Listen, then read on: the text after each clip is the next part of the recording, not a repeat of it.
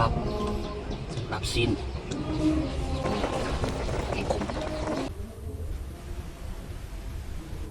ทำไงรถ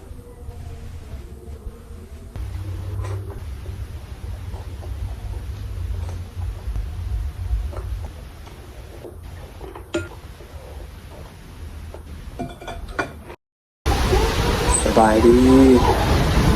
พี่น้องวันนี้จะมาเห็ดลาบขมไว้ตลาดตัวไปสีงามมาเราจะมาเห็ดลาบขมกับแกงขมลาบดิบซีนควายมาเบิ่งวัตถุดิบเดี๋ยวจะเห็ดมันนี่ซีนงามกับเพียได้เพียมาซีนเครื่องในกบเอาได้กระดูกอ่อนเห็ดแกงอันนี้สิ่งงามสิ่งอะไรเด็ดตับได้คู่กันนะมาเครื่องหอมเอากระเทียมเรียบร้อยละเดี๋ยวเอามาลงมือเห็ดกันเลยเมนูของเลี้ยวแล้วประเดี๋ยวเมนูลาบซีนนะครับเราเบิ่งแกงเอากระสุกละแกงขมเครื่องในดูก่อนเดี๋ยวไปกินกันฮอดเวลากินแล้วสบายดีพ่อแม่พี่น้องวันนี้พบกับซองพรโทรรัตน์วันนี้มาพามากินลาบซีนกับแกงขมลาบซีนควายดิบเนี่ยที่ไม่มีสดๆไปตลาดมาซ้อนมาเห็ดขมใส่เพี้ยเห็ดลม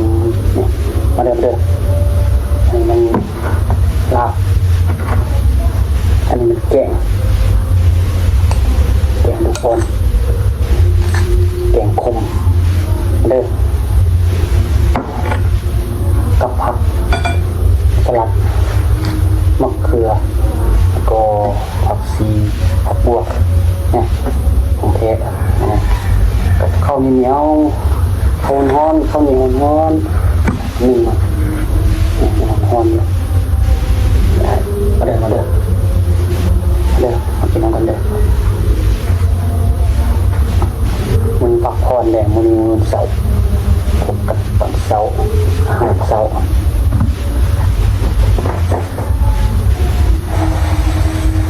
เข้าแล้วมันฮอนมาพี่น้อง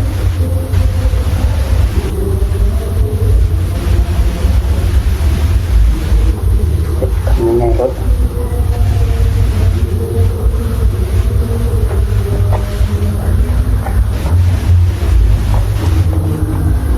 ผมอบรม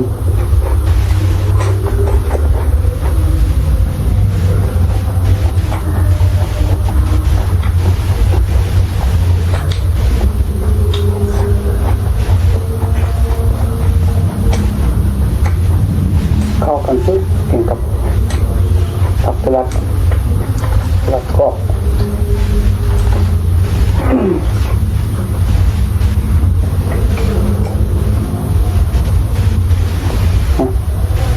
ใหม่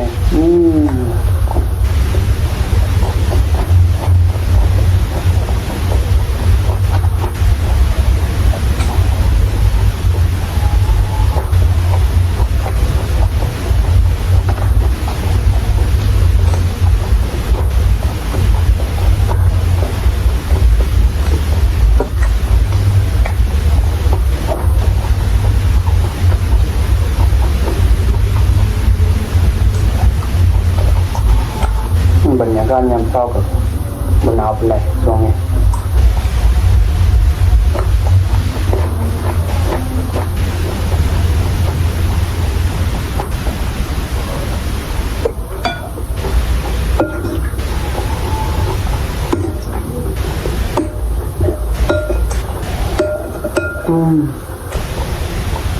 กระดูกอ่อน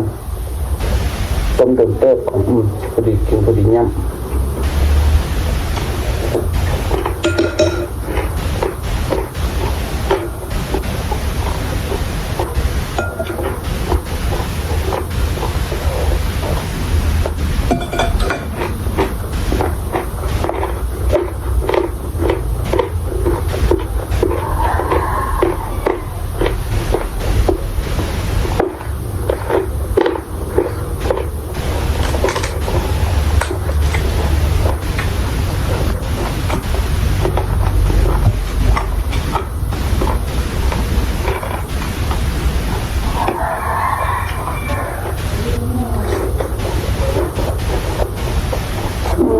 ผมอมลมขอบคุณนะ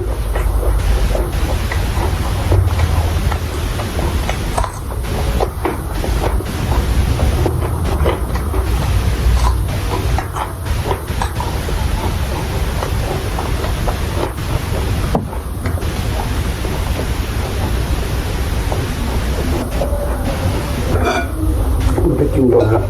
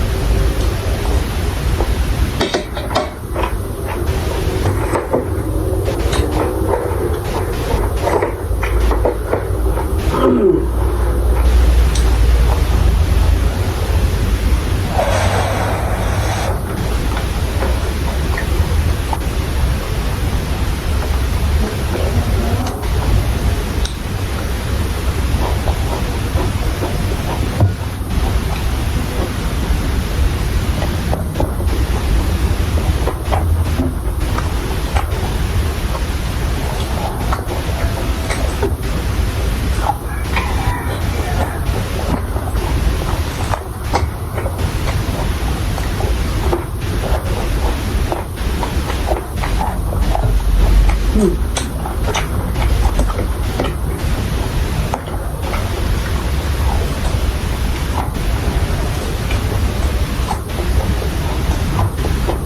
ูดจริงเดี๋ยวตัวขับเว้ย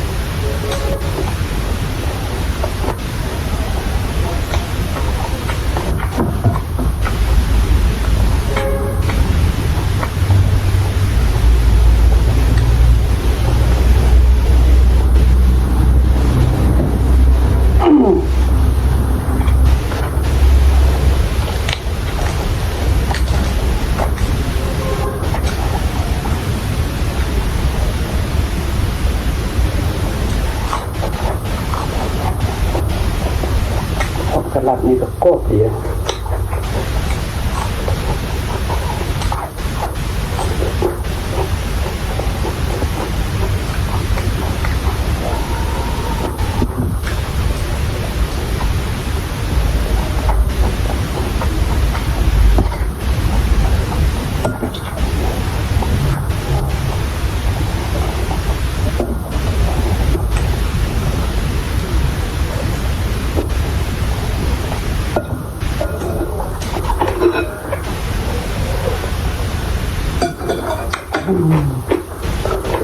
แกงกระผมอมล้ม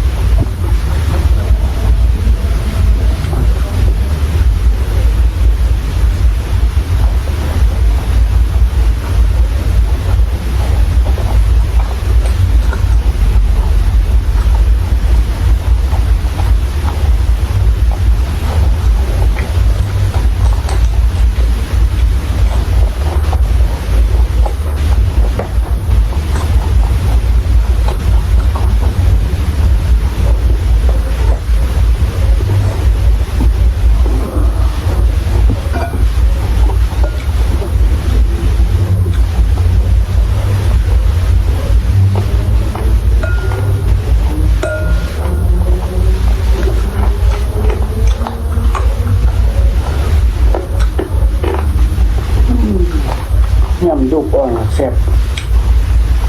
คักขนาด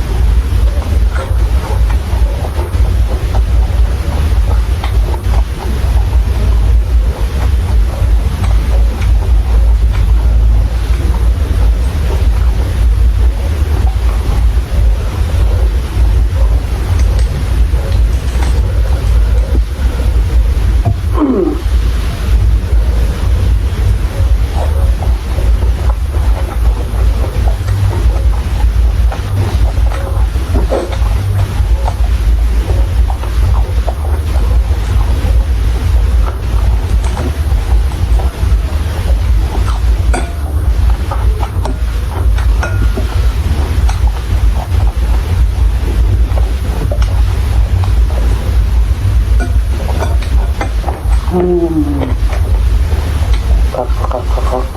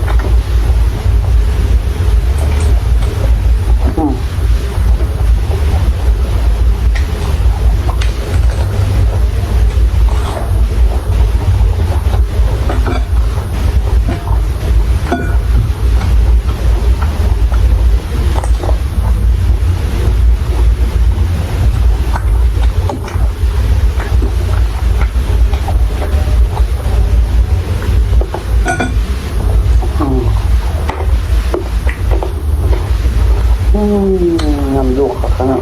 ยุบอ่อน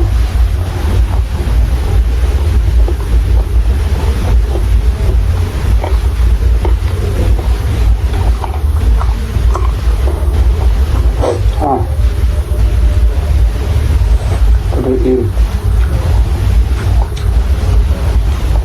เดี๋ยวเจอกันคลิปหน้า